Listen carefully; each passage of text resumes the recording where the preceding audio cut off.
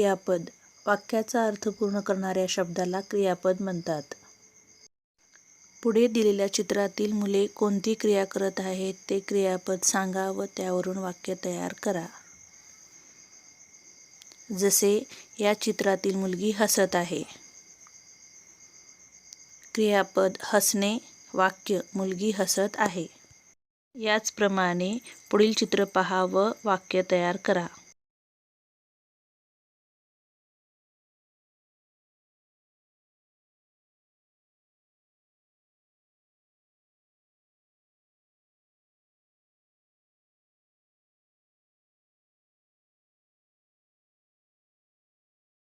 क्रियापदाचा लेखनात वापर कसा करावा?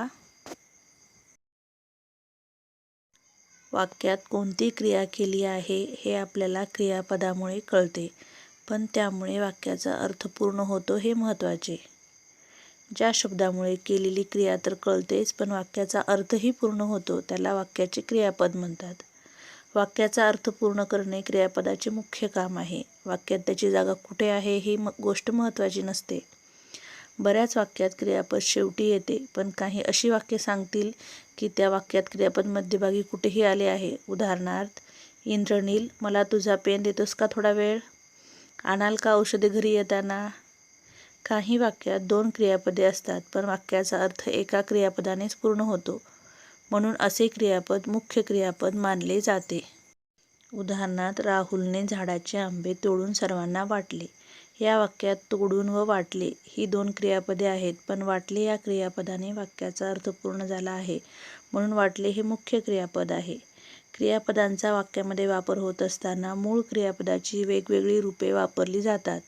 उदाहरणार्थ, उठणे हे क्रियापद आहे. याचा वाक्यात वापर होत असताना आम्ही पहाटे उठतो.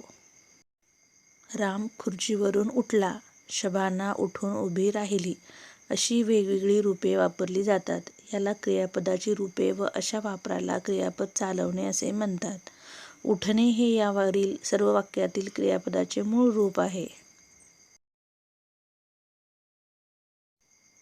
म्हणजेच क्रियापदाचे मूळ रूप आहे उठणे आणि क्रियापदाची रूपे आहेत उठला, उठले, उठून उभा राहिला.